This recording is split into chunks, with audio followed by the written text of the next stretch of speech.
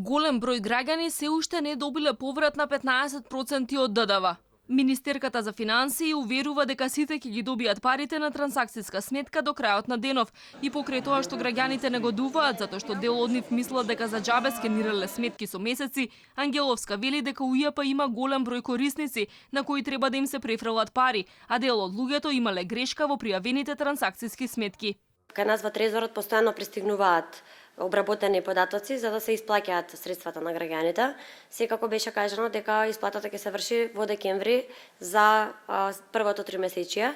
Од платата се одвива, веќе мислам дека околу 100.000 граѓани веќе ги имаат добиено средствата. Значи се извршува и во текот на денот се извршува и сите граѓани ќе ги добијат средствата кои што ги оствариле.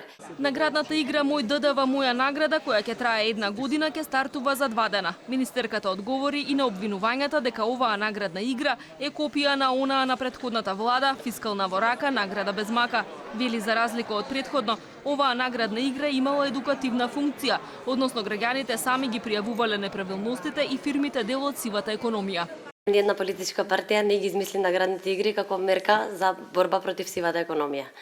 Значи, како што веќе посочив и претходно, оваа наградна игра кога беше креирана по најдобри практики од бројни земји земени. Воедно има извештај објавен од страна на Европската комисија, каде што се наведува и резултати од спроведени наградни игри на различни земји, особено земји во развој, кои што со помош на наградни игри се бореле против сивата економија.